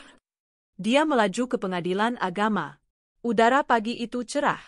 Di gedung pengadilan yang ramai dan bernuansa formal itu, dia bertemu Pak Haris. Selamat pagi, Bu Dian. Ibu terlihat siap, sapa pengacaranya. Saya siap, Pak. Bagaimana? Seperti dugaan kita, Pak Haris membuka mapnya. Surat panggilan untuk tergugat, Bapak Bagas, sudah kembali ke pengadilan. Petugas jurusita menyatakan, tergugat tidak ditemukan di alamat. Dian mengangguk. Saya sudah menduganya. Ini bagus untuk kita, lanjut Pak Haris. Karena dia tidak hadir dan tidak mengirimkan perwakilan, proses mediasi hari ini akan otomatis gagal. Kita bisa langsung masuk ke pokok perkara. Hakim akan memanggilnya lagi secara patut, dan jika dia tidak hadir lagi di sidang berikutnya, kita bisa langsung ke pembuktian dan kesimpulan. Putusan Verstek bisa kita dapatkan bulan depan. Lakukan apapun yang tercepat, Pak, kata Dian. Mereka masuk ke ruang sidang. Dian duduk di kursi penggugat. Kursi di seberangnya, kursi tergugat, kosong melompong. Hakim ketua mengetukkan palu. Perkara nomor XXXX, G 2025 PS antara penggugat, Saudari Dian Lestari, melawan tergugat, Saudara Bagas Pratama, dinyatakan dibuka dan terbuka untuk umum. Hakim menatap kursi yang kosong itu. Tergugat, Saudara Bagas Pratama, telah dipanggil secara patut namun tidak hadir dan tidak mewakilkan. Mediasi dinyatakan gagal. Sidang dilanjutkan dengan pembacaan gugatan. Dian duduk tegak. Dia mendengarkan gugatannya dibacakan. Telah terjadi perselisihan. Tergugat telah meninggalkan rumah. Tergugat telah menjalin hubungan dengan wanita lain. Tergugat tidak memberikan nafkah. Semua itu fakta. Dingin dan tajam. Sidang hari itu berlangsung cepat. Hakim menetapkan sidang berikutnya 2 minggu lagi dengan agenda pembuktian dari pihak Dian. Dian berjalan keluar dari gedung pengadilan pada pukul 11 siang. Matahari bersinar terik. Dia melepas kacamata hitamnya. Dia menarik napas dalam-dalam. Udara di luar terasa lebih bersih. 1 langkah lagi menuju kebebasan mutlak. Dia menyalakan mobilnya. Dia tidak langsung kembali ke rumah. Dia pergi ke mall. Dia membeli sepasang sepatu baru yang dia inginkan sejak lama. Sepatu hak tinggi berwarna merah. Pada jam yang sama, pukul 11 siang, di dunia yang lain, Bagas sedang berjongkok di atas perancah kayu di lantai 5 sebuah proyek. Kaosnya yang kini berwarna abu-abu kusam karena noda semen, robek di bagian bahu. 6 minggu telah mengubahnya.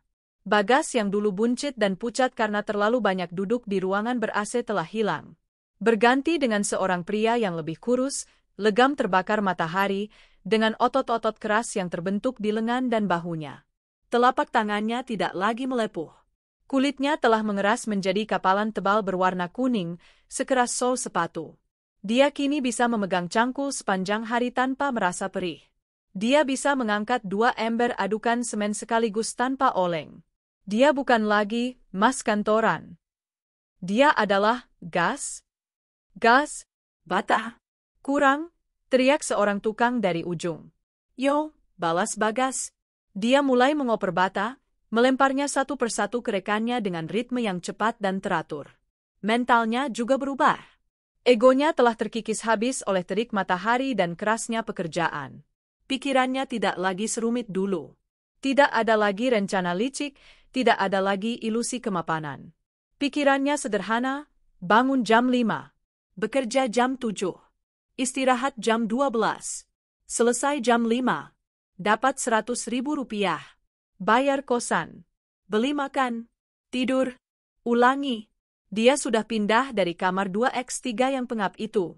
Mandor Basuki, yang awalnya sinis, belakangan menaruh sedikit hormat padanya. Bagas tidak pernah mengeluh, tidak pernah terlambat, dan tenaganya paling kuat di antara kuli harian lainnya, mungkin karena postur tubuhnya yang memang lebih besar. "Gas, kamu tidur di bedeng proyek aja," kata Mandor Basuki minggu lalu. "Nggak usah bayar kos. Jaga alat-alat di sini sekalian. Makan siang gratis dari warung." Itu adalah sebuah promosi. Bagas kini tidur di sebuah bilik 3 lapis triplex di belakang proyek, beralaskan sisa spanduk bekas. Berbagi dengan Udin dan 3 pekerja lain yang rumahnya jauh. Dia tidak perlu lagi membayar kos Rp600.000 sebulan. Hampir semua gajinya, Rp100.000 x 6 hari, Rp600.000 per minggu, kini utuh. Dia bisa menabung. Ironisnya, dia punya lebih banyak uang di saku sekarang sebagai kuli, daripada saat dia menjadi pengangguran yang bergaya di rumah Dian. Pukul 12 siang. Lonceng istirahat berbunyi. Bagas turun dari perancah. Dia berjalan ke warung di bedeng. Dia mendapat jatah makan siangnya, nasi, oseng tempe, dan ikan asin. Dia duduk berjongkok di tanah berdebu, di bawah bayangan truk molen. Dia makan dengan lahap menggunakan tangannya yang kapalan. "Rokok, Gas?" Udin menyodorkan sebungkus rokok kretek. Bagas mengambil sebatang. Dia menyulutnya. Asap yang pekat terasa nikmat di tenggorokannya yang kering. "Tadi kayaknya ada yang nyariin lo, Gas," kata Udin sambil mengunyah. "Nyariin gue? "Siapa?" "Nggak tahu. Orang pakai seragam coklat. Kayak Pak Pos atau apalah itu. Bawa surat." Dia nanya sama Mandor, "Ada yang namanya Bagas Pratama?" Mandor bilang, "Nggak ada." "Adanya Bagas Kuli." Orangnya bingung, terus pergi lagi. Jantung Bagas berdesir sesaat. "Surat? Bagas Pratama? Itu adalah namanya yang dulu. Nama di KTP. Nama di ijazah S1-nya. Mungkin salah orang," gumam Bagas, lalu menghisap rokoknya lagi. Dia tidak tahu. Dia sama sekali tidak tahu bahwa Pak Pos itu adalah jurusita pengadilan. Dia tidak tahu bahwa surat yang dibawa orang itu adalah panggilan sidang perceraiannya. Dia tidak tahu bahwa pada saat dia sedang makan ikan asin di tanah, di seberang kota, istrinya sedang melangkah keluar dari pengadilan, membebaskan diri darinya secara hukum. Dia terlalu sibuk bertahan hidup untuk memikirkan hal-hal administratif. Ponsel bututnya, yang dia beli seharga Rp150.000, bergetar. Sebuah SMS masuk. Dari Mandor Basuki. "Mandor, Gas, sore ini ambil lembur. Bongkar semen 1 truk. Ada tambahan Rp50.000. Bagas tersenyum tipis. Rp50.000. Lumayan. Dia mematikan rokoknya. Dia menatap tangannya yang kapalan. Keras, kasar, kotor. Ini hidupnya sekarang. Dan entah kenapa, dia tidak lagi merasa panik. Dia hanya merasa lelah. Dan Pasrah. Dia sudah menjadi kuli bangunan. Seutuhnya. 3 bulan. 90 hari. Waktu yang cukup untuk menyembuhkan luka, atau membuatnya membusuk. Bagi Dian, itu adalah 90 hari pemulihan. Rumah nomor 12 kini sepenuhnya menjadi miliknya dan Rian, baik secara emosional maupun fisik. Sisa barang Bagas yang dulu dia tinggalkan di halaman, 1 kantong sampah dan rak sepatu, sudah lama diambil oleh tukang sampah. Dia sudah mengecat ulang kamar tidur utama. Aroma Bagas telah lenyap, digantikan wangi diffuser aroma lavender yang menenangkan. Hari itu adalah sidang ketiga, sidang putusan. Dian kembali duduk di kursi penggugat. Pak Haris di sampingnya, tenang dan percaya diri. Kursi tergugat di seberang, seperti yang sudah-sudah, kosong. Setelah memeriksa bukti-bukti yang diajukan penggugat, suara hakim ketua menggema di ruangan yang hening, berupa riwayat lokasi digital, GPS, foto-foto, dan kesaksian dari penggugat, serta dengan tidak hadirnya tergugat, Saudara Bagas Pratama, setelah dipanggil secara patut sebanyak 3 kali. Hakim berhenti sejenak, menatap berkas di depannya. Maka majelis hakim berkesimpulan bahwa telah terbukti secara sah dan meyakinkan telah terjadi syika atau perselisihan dan pertengkaran yang terus-menerus yang disebabkan oleh perbuatan tergugat yang telah menjalin hubungan dengan wanita lain dan meninggalkan kediaman bersama. Jantung Dian berdebar. Bukan karena gugup, karena antisipasi. Majelis hakim memutuskan, lanjut hakim, 1. Mengabulkan gugatan penggugat untuk seluruhnya. Dian menarik napas. 2. Menjatuhkan talak 1 bain syugra tergugat, Bagas Pratama bin, nama ayah Bagas, terhadap penggugat, Dian Lestari binti, nama ayah Dian. Talak 1. 3. Menetapkan hak asuh anak yang bernama Rian Pratama, laki-laki, usia 6 tahun, berada di bawah pengasuhan, Hadhanah, penggugat selaku ibu kandungnya. Dian memejamkan mata sejenak. Syukurlah. 4. Memerintahkan Panitera Pengadilan Agama Jakarta Selatan untuk mengirimkan salinan putusan ini kepada. Dian tidak lagi mendengar detail administrasi itu. Yang dia dengar hanyalah gong dari satu suara di dalam kepalanya. Bebas. Aku bebas. Tok, tok, tok. Palu diketuk 3 kali. Gema kayu yang dipukul itu menyegel akhir dari 8 tahun pernikahannya. Selesai. Selamat, Bu Dian, bisik Pak Haris saat mereka berjalan keluar. Semua sudah selesai. Ibu hanya perlu menunggu akta cerai terbit dalam 2 minggu ke depan. Terima kasih, Pak. Terima kasih atas segalanya. Dian berjalan sendirian menuju mobilnya. Dia tidak menangis. Dia tidak melompat gembira. Dia merasa datar. Seperti sebuah beban yang sangat berat, yang sudah begitu lama dia panggul sampai dia lupa rasanya hidup tanpanya, akhirnya terlepas dari bahunya. Dia menyalakan mobil. Dia tidak langsung pulang. Dia tidak juga pergi ke mal.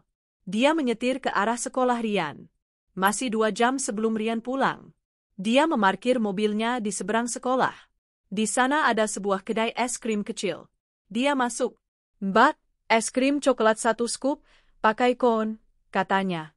Dia duduk di bangku kecil di luar kedai, di bawah pohon, menatap gerbang sekolah Rian. Dia memakan es krim itu pelan-pelan. Es krim yang dulu diminta Rian. Es krim yang menjadi alibi pengkhianatan suaminya. Dulu, es krim ini terasa pahit. Hari ini, rasanya manis. Sangat manis. Dia menghabiskan es krimnya, tepat saat bel sekolah berbunyi. Dia melihat Rian berlari keluar, tertawa bersama teman-temannya. Dia keluar dari mobil, melambai. Bah! Rian berlari dan memeluknya. Hei, jagoan. Mau es krim? Mau. Mau coklat? Dia membelikan Rian es krim, dan mereka berjalan bergandengan tangan menuju mobil. Hari itu cerah. Masa depannya cerah. Di hari yang sama, di jam yang sama saat palu itu diketuk. Pukul 10.30 pagi. Bagas sedang berjongkok di atas tumpukan karung semen, beristirahat sejenak. Keringat membasahi kaosnya yang sudah kaku karena debu. 3 bulan di proyek telah menempa tubuhnya. Kulitnya legam. Kapalan di tangannya setebal kulit sepatu. Dia bukan lagi Bagas Pratama. Dia adalah Gas, si kuli paling kuat di proyek Green Oasis. Dia sudah menerima nasibnya. Dia tidak lagi memikirkan Dian atau Rani. Mereka ada di dunia lain. Dunianya adalah bedeng sempit, nasi bungkus, rokok kretek, dan rasa pegal yang tak pernah hilang. Pikirannya kosong. Hanya ada satu tujuan, bekerja, dapat uang, makan, tidur. Kak? Mandor Basuki memanggilnya. Sini. Bagas melompat turun. Iya, Pak Mandor? Mandor Basuki menatapnya. Kamu ini kelihatannya bukan kuli biasa, katanya, mengamati Bagas. Kerja kamu cepat, tapi kamu nggak banyak omong kayak yang lain. Kamu bisa baca tulis, kan? Sebuah pertanyaan yang menghina jika ditanyakan 4 bulan lalu. Kini, itu adalah pertanyaan valid. Bisa, Pak, jawab Bagas datar. Bagus. Mandor Basuki melempar sebuah buku catatan tebal yang sampulnya sudah lecek dan sebatang pulpen. Mulai hari ini, kerja kamu nambah. Bagas menangkap buku itu. Kamu nggak cuma angkut semen. Tiap pagi, kamu catat stok di gudang. Berapa sisa semen, berapa sisa besi, berapa paku yang keluar. Sorenya, kamu catat berapa bahan yang datang. Tulisan saya kayak ceker ayam, tukang di gudang gak bisa baca. Bagas terdiam. Nggak mau, tanya Mandor. Mau, Pak. Bagus, kerja yang benar. Gaji harian kamu saya naikin, kata Mandor. Jadi 115.000. Bagas mengangguk. Kenaikan 15.000. Lumayan. Dia berjalan ke gudang material. Sebuah bangunan seng semi permanen yang panas dan berdebu. Ini adalah kantor barunya. Dia membuka buku catatan itu. Benar saja, tulisan Mandor Basuki nyaris tak terbaca. Bagas mengambil pulpen. Dia mencoba menulis di halaman baru, stok material, tanggal 21 Oktober. Tangannya kaku. Jari-jarinya yang tebal dan kapalan terasa ganjil memegang pulpen kecil itu. Dia yang dulu mengetik 80 kata per menit di keyboard laptop, kini kesulitan membentuk huruf S. Dia menekan pulpen itu terlalu keras, nyaris merobek kertasnya. Dia harus berkonsentrasi penuh hanya untuk menulis satu kata. Dia mulai menghitung. Dia berjalan di antara tumpukan material. Semen 3 roda. 120 sak. Besi 10 mm. 350 batang. Dia kembali ke meja darurat di gudang. Di meja itu, tergeletak selembar kertas besar yang sudah kotor. Itu adalah denah proyek. Blueprint. Bagas tertegun. Dia menatap blueprint itu. Dia mengerti gambar itu. Dia mengerti setiap garis dan simbol. Dia tahu di mana letak kolom utama, di mana balok anak. Di sudut kanan bawah, dia melihat stempel digital software yang dia kuasai, Autodesk AutoCAD. Dia dulu yang mengelola gambar-gambar ini. Dia dulu yang duduk di ruang rapat ber-AC, menunjuk gambar ini di layar proyektor, memberi instruksi pada kontraktor. Kini, dia berdiri di gudang panas, berdebu, dengan kaos robek, hanya untuk menghitung jumlah paku yang akan digunakan untuk gambar itu. Sebuah palu tak terlihat menghantam pikirannya. Lebih keras dari palu hakim di ruang sidang. Ini adalah kenyataan. Inilah dia. Dia bukan Bagas Pratama, project manager. Dia, Gas, kuli pencatat stok. Dia menunduk. Dia tidak menangis. Dia hanya merasa hampa. Dia kembali mengambil pulpennya. Dengan tangannya yang kasar dan kotor, dia melanjutkan catatannya. Paku 5 cm. 12 kilo. Dia harus menyelesaikan ini sebelum truk material berikutnya datang. Dia tidak punya waktu untuk meratapi nasib. Dia harus bekerja. 1 tahun telah berlalu sejak malam es krim itu. Bagi Dian, 1 tahun itu adalah proses dekonstruksi dan pembangunan kembali. Rumah nomor 12 telah menjadi benteng kedamaian. Tidak ada lagi jejak Bagas yang tersisa, bahkan secara administratif. Nama Bagas telah dihapus dari kartu keluarga, digantikan oleh status baru Dian, kepala keluarga. Pagi itu, Dian bersenandung kecil sambil membalik pankek di dapur. Rian, kini berusia 7 tahun dan baru saja naik ke kelas 2, sedang duduk di meja makan, sibuk dengan mainan bloknya.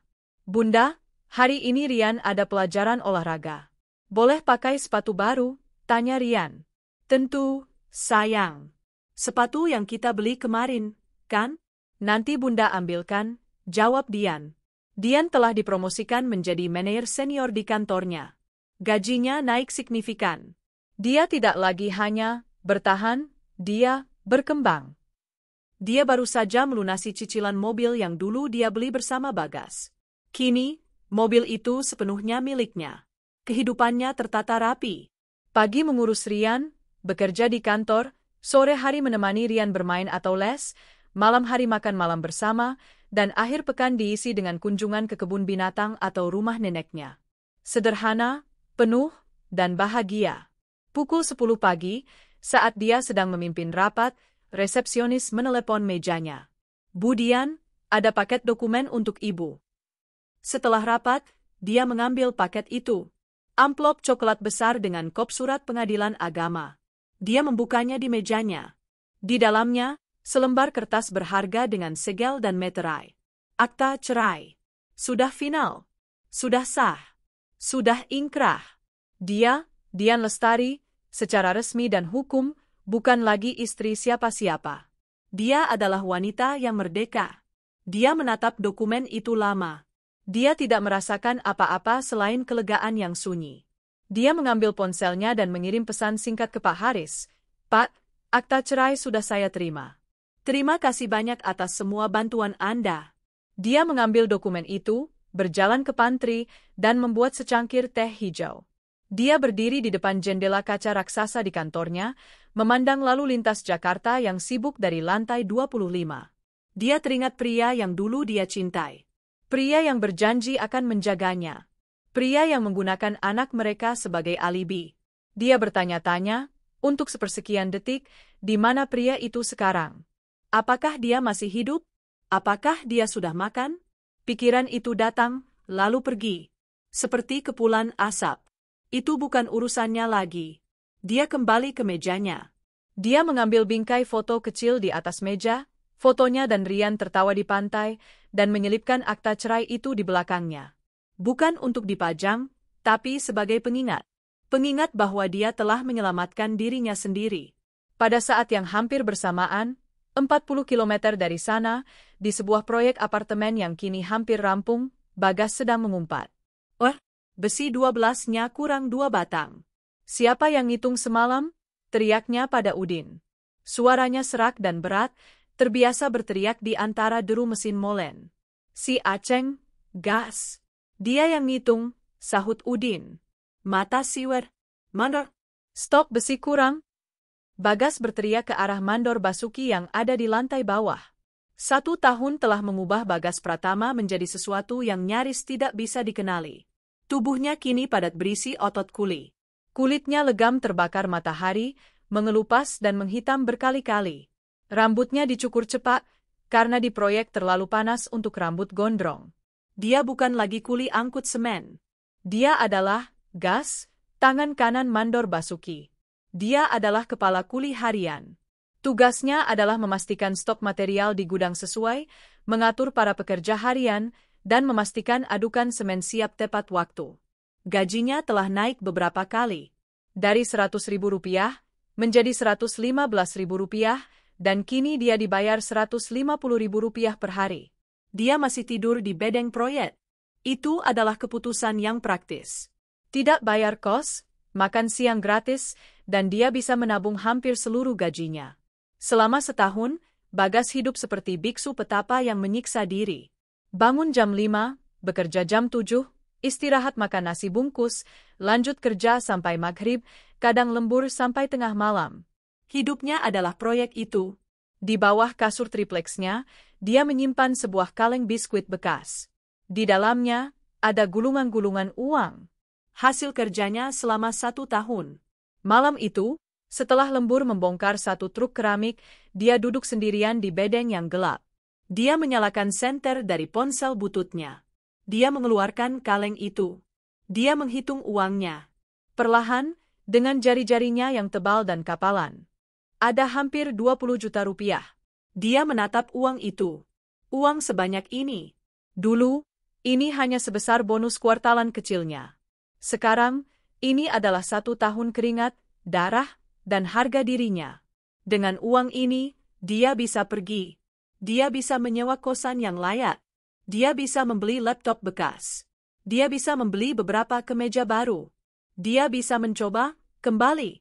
Dia bisa berhenti menjadi Gas dan mencoba menjadi Bagas Pratama lagi. Sebuah harapan kecil yang berbahaya yang telah lama dia kubur mulai bersemi. Minggu berikutnya adalah titik balik. Bagas meminta izin libur 3 hari pada mandor Basuki. Ada urusan keluarga, Pak, bohongnya. Ya udah, 3 hari aja.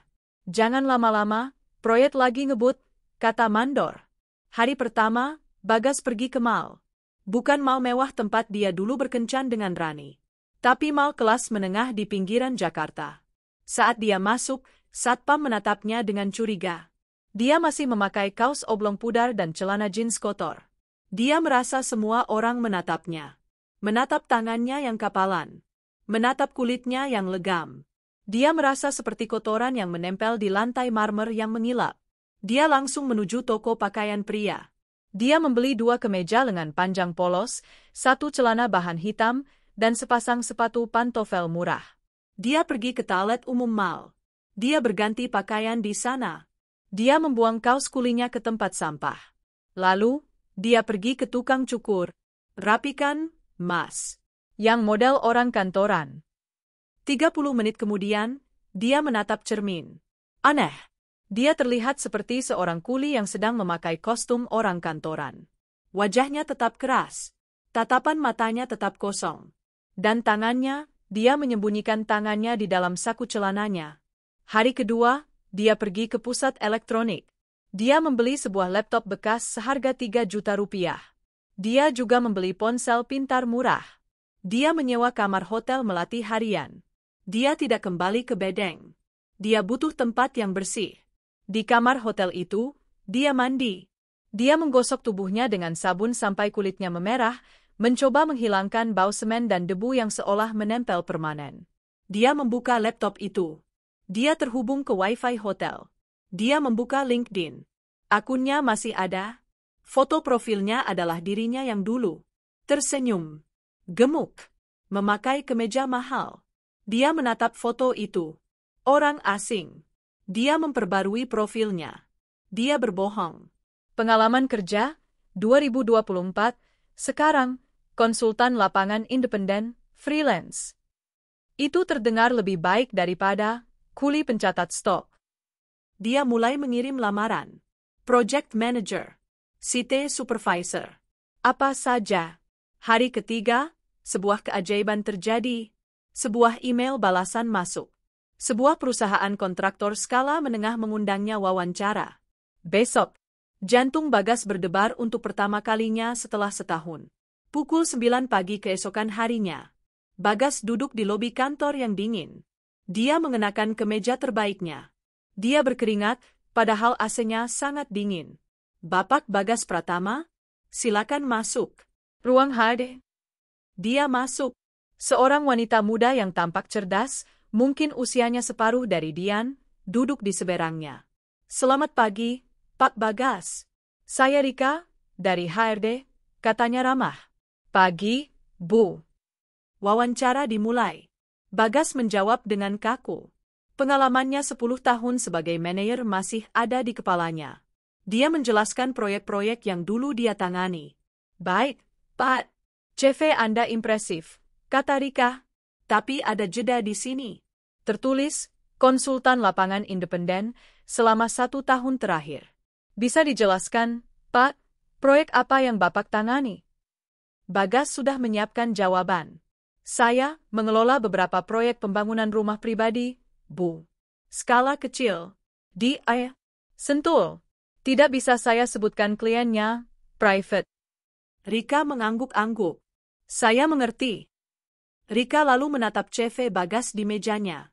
Lalu dia menatap Bagas. Lalu dia menatap sesuatu yang Bagas letakkan di atas meja. Tangannya. Bagas secara tidak sadar meletakkan kedua tangannya di atas meja. Tangan yang kapalan. Kuku-kukunya tebal, kuning, dan ada noda hitam permanen di pinggirnya yang tidak bisa hilang meski sudah disikat. Jari-jarinya kaku dan tebal.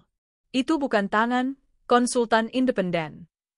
Itu bukan tangan project manager. Itu adalah tangan seorang pekerja kasar. Wajah Rika tidak berubah, tapi Bagas melihatnya. Sebuah kilatan pemahaman di mata wanita itu. Dia tahu.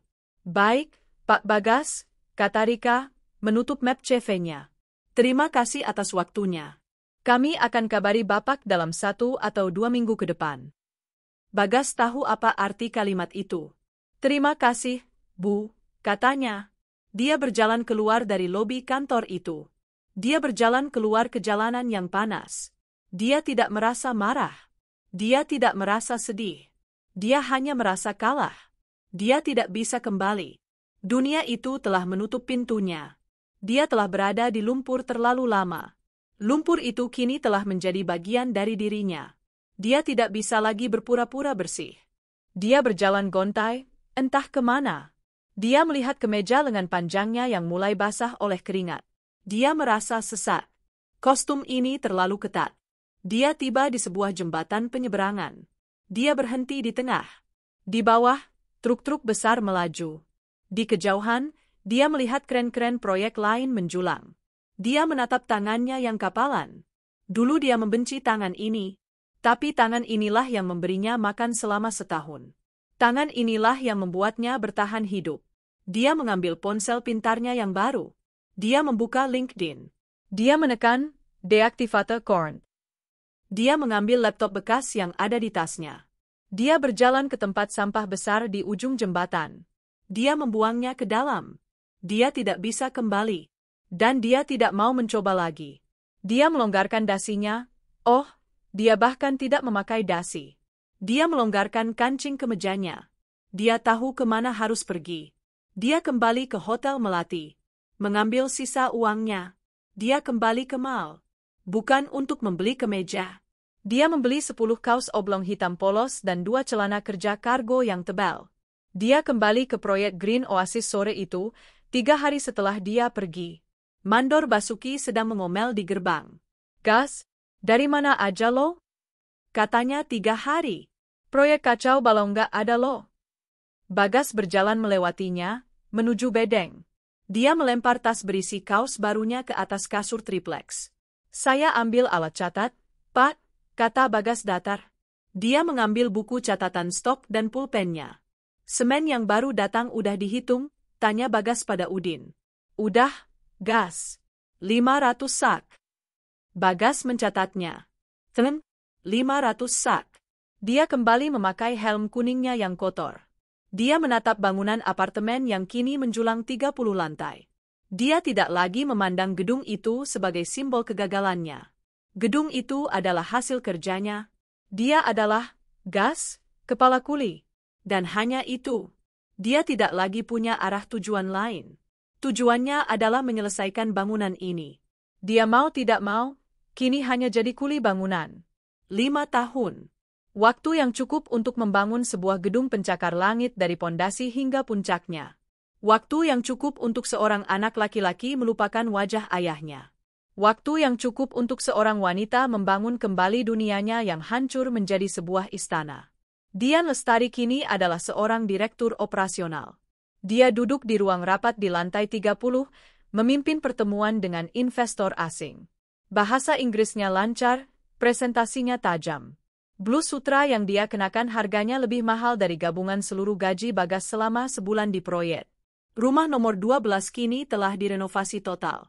Halamannya yang dulu ditumbuhi barang-barang terusir, kini menjadi taman zen minimalis.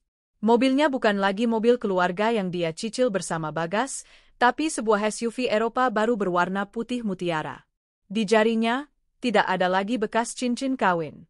Yang ada adalah sebuah cincin baru. Cincin tunangan. Pria itu bernama Arga. Seorang arsitek yang dia temui di salah satu proyek kliennya.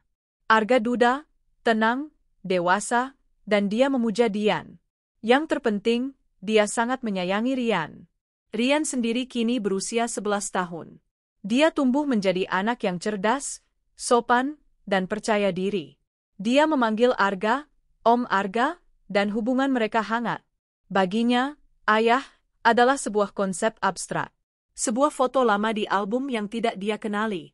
Sebuah cerita samar tentang pergi traveling. Dian telah berhasil. Dia telah menang mutlak.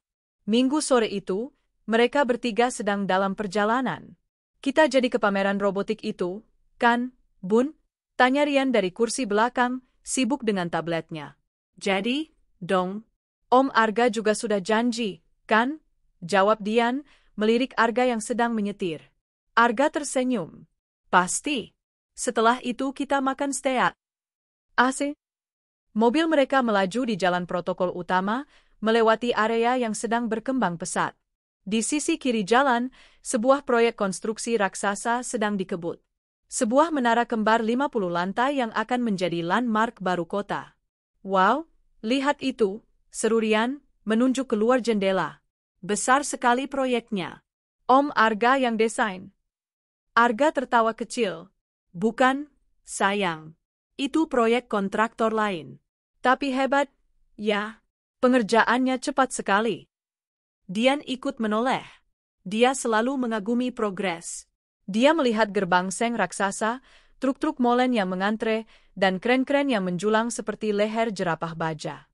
Di depan gerbang, di trotoar yang berdebu, sekelompok pria sedang berdiri. Mereka mengenakan rompi proyek kusam dan helm. Mobil mereka melambat karena lalu lintas di depan sedikit tersendat, tepat di depan gerbang proyek itu. Satu orang pria tampak menonjol. Dia tidak memakai helm kuning seperti kuli biasa. Dia memakai helm putih yang sudah kotor, helm untuk mandor atau pengawas. Dia tidak sedang bekerja, dia sedang mengatur. Dia berdiri bertolak pinggang, tubuhnya tegap, padat berisi. Kulitnya legam seperti arang. Dia sedang membentak seorang sopir truk dengan suara yang serak dan keras. Dia menunjuk-nunjuk clipboard di tangannya, lalu menunjuk ke arah truk. Dian menyipitkan matanya. Ada sesuatu yang familiar. Pria itu berbalik sedikit, menampakkan sisi wajahnya. Wajah yang tirus, rahang yang mengeras, dan tatapan mata yang tajam di bawah alis yang tebal. Dia terlihat 15 tahun lebih tua dari usia seharusnya. Jantung Dian berhenti berdetak selama 1 detik. Bagas. Itu Bagas. Dia bukan lagi Bagas yang dia kenal. Bukan project manager yang licin dan angkuh. Bukan pula gelandangan menyedihkan yang dia bayangkan. Ini adalah orang lain. Makhluk baru yang ditempa oleh matahari dan debu. Pria itu, Gas, kini adalah mandor kepala di salah satu proyek terbesar di Jakarta. Dia tidak kembali ke dunia kantor. Dia telah menaklukkan dunia proyek dari bawah. Dia adalah raja di kerajaan debu dan semen itu. Dia adalah seorang kuli bangunan. Dan dia adalah bos para kuli. Pada saat itu, Bagas, seolah merasakan ada yang mengamatinya, berhenti berteriak. Dia menoleh ke arah jalan raya yang macet. Matanya bertemu dengan mata Dian. Hanya 2 detik. 2 detik yang merentang selama 1 dekade. Dian melihat tatapan pria itu. Kosong. Keras. Dia melihat Dian di dalam SUV mewah itu. Dia melihat wanita cantik dengan kacamata hitam desainer. Dia tidak mengenalinya. Atau mungkin, dia mengenali, tapi dia tidak peduli. Baginya, wanita di dalam mobil itu sama asingnya dengan alien dari planet lain. Dia adalah bagian dari dunia mereka, dunia orang-orang ber-AC yang dia benci sekaligus sudah lupakan. Bagas membuang muka lebih dulu. Dia kembali membentak sopir truk itu. Urusan besi beton lebih penting daripada fata morgana dari masa lalu. Tin, tin. Klakson mobil di belakang mereka menyadarkan Dian. Arga melajukan mobilnya. Kamu nggak apa-apa, sayang? Tanya Arga lembut. Kamu pucat. Dian terdiam sejenak. Dia melihat bayangan gerbang proyek itu menjauh di kaca spion. Dia melepaskan napas yang tidak dia sadari dia tahan. Dia menoleh ke Arga dan tersenyum. Senyum yang tulus, ringan, dan penuh cinta. Aku nggak apa-apa, katanya.